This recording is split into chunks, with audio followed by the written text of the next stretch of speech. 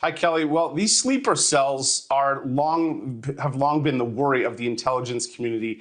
And by definition, sleeper cells, for those who don't know, are spies or terrorists who are in our country or Western countries and inactive until they are essentially ordered to act. And experts that we've talked to said that should the U.S. join these strikes against Iran, they may try to activate these sleeper cells in the U.S. and the West. A recent Department of Homeland Security threat assessment concurs. It says, we expect Iran to remain the primary sponsor of terrorism and continue its efforts to advance plots against individuals, including current and former U.S. officials in the United States. Now, that echoed similar guidance from the Biden Department of Homeland Security in 2024. And now experts say, given this escalation between Israel and Iran, the possibility is very real. Here's Barak Senior. He's a senior fellow at the Henry Jackson Society.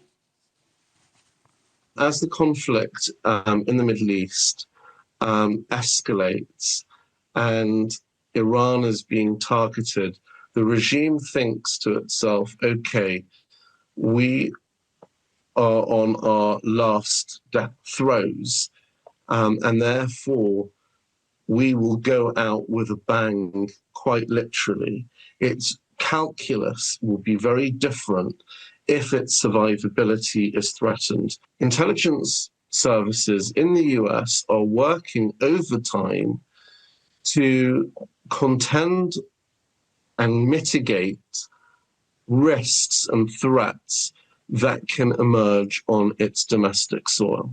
The more protracted this conflict goes on, there is heightened risk for both US forces and assets in the Middle East, but also to US security domestically. Now, just to put this in perspective, how this works, during last year's presidential campaign, federal prosecutors charged an operative of Iran's Islamic Revolutionary Guard and 2 US-based people with planning to surveil and assassinate President Trump. That operative reportedly told investigators IRGC officials encouraged him to plan the attack. Then in February, just this February, President Trump's national security memo said, quote, Iran has also directed its proxy groups, including Hezbollah, Islamic Jihad, to embed sleeper cells in the homeland to be activated in support of this terror activity. So just to reiterate, experts we spoke to said that should the U.S. join these attacks on Iran, they may try to activate these sleeper cells, Kelly. Yeah, it's a scary reality. So, Rich, how do these sleeper cells work? Who controls them, orders them to act?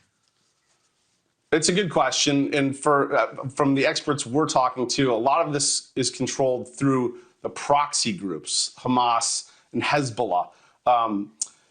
Experts say the landscape has changed. Israel's effectively taken out Iran's proxy groups, Hamas and Hezbollah, since October 7th, 2023. So the Islamic Revolutionary Guard is somewhat isolated now.